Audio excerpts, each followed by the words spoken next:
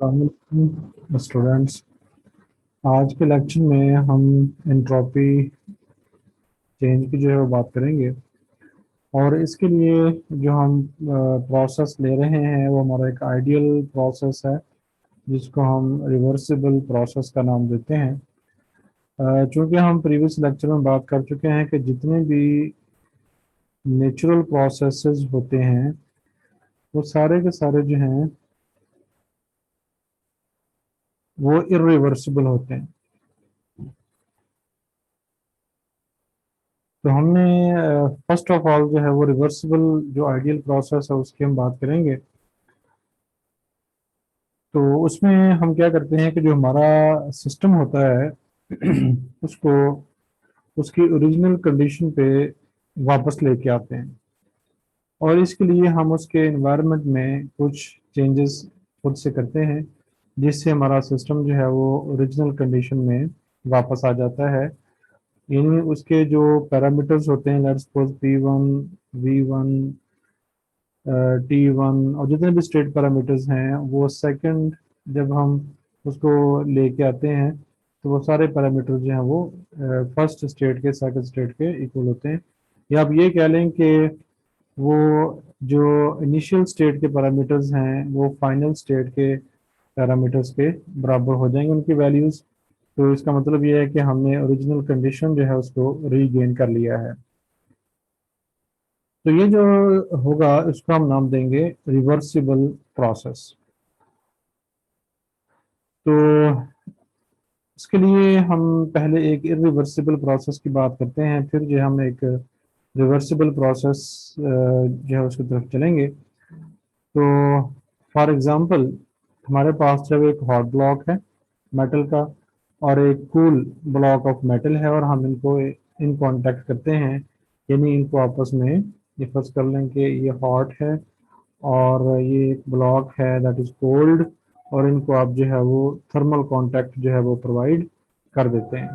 तो जब आप इनको थर्मल कांटेक्ट प्रोवाइड करेंगे तो हीट जो है वो फ्लो करेगी from higher temperature to lower temperature body. तो हम इस प्रोसेस को रिवर्स नहीं कर सकते। We can not reverse any step in the procedure that would cause the heat flow from colder object to hotter object, और हमारा जो टेम्परेचर्स हैं वो अपनी ओरिजिनल कंडीशन में वापस आ जाए। लेकिन इस तरह की चेंज को हम रिवर्सिबल भी बना सकते हैं। उसके लिए हम क्या करते हैं कि एक पीस ऑफ मेटल लेते हैं और उसको एक हॉट प्लेट के ऊपर जो रखते हैं, जिसका जो टेम्परेचर है वो कुछ है, लेट्स सपोज उस पर जो टेम्परेचर होगा वो हम टी कह देते हैं। तो उसका जो टेम्परेचर है वो टी है। अब हम क्या करते हैं कि उस हॉट प्लेट का टेम्परेचर जो है वो हम इंक्रीज करते हैं। अब चूंकि हमने ये जो है वो पीस ऑफ मेटल जो था वो हॉट प्लेट पे रखा था और हमने हॉट प्लेट का टेम्परेचर जो है by small amount dt increase किया। अब चूंकि दोनों इन थर्मल कांटेक्ट हैं तो इसलिए एक स्मॉल अमाउंट ऑफ हीट जो है वो ट्रांसफर होगी from plate to the block. यानी जो हमारा ब्लॉक होगा जिसको हमने रखा था प्लेट के ऊपर, उसका टेम्परेचर जो है वो इंक्रीज कर जाएगा बाय अमाउंट डी क्यू। अब अगर हम कहते हैं कि वो जो प्लेट थी उसका टेम्परेचर पहले हमने उसको इंक्रीज किया था, अब हम उसी अमाउंट से उसको डिक्रीज करते हैं प्लेट के टेम्परेचर को। अब क्या होगा, जो हमारे ब्लॉक जिसमें इतनी हीट जो है ट्रांसफर हुई थी उतनी ही हीट जो है वो दोबारा ब्लॉक से जो है प्लेट को ट्रांसफर हो जाएगी।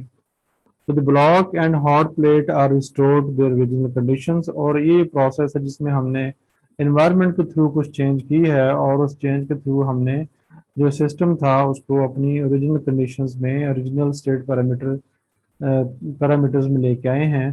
तो इसको जो है वो हम एक रिवर्सिबल प्रोसेस कह देते हैं। लेकिन ये उस वक्त होगा जब आप उसके एनवायरनमेंट के थ्रू उसमें जो है वो कुछ चेंज जो है वो लेके आएंगे। और इस तरह की ये एक एग्जांपल है, इसको जो है वो आप खुद रीड आउट कर सकते हैं, ये भी वैसे ही है एग्जांपल। तो जब हम बात करते हैं एक रिवर्सिबल प्रोसेस की, तो रिवर्सिबल प्रोसेस में जो है वो किसी किस्म के लॉसेस जो है वो नहीं होते, क्योंकि वो आइडियल प्रोसेस हम लेते हैं। तो इसलिए उसमें जो एनर्जी लॉस हो सकता है due to turbulence, due to friction और अदर डिसिपेटिव इफेक्ट्स, वो जो है वो हम इग्नोर कर देते हैं। और जाहिर है कि ये एक फर्जी बात है, प्रैक्टिकली ऐसा होता तो नहीं है, लॉसेस तो होते ही हैं। लेकिन ये आइडियल प्रोसेस या रिवर्सिबल प्रोसेस हम क्यों लेते हैं? ये रियल प्रोसेसेस को का एनालिसिस करने के लिए, कॉम्प्लेक्स प्रोसेसेस का एनालिसिस करने के लिए हम जो है उसको लेते हैं।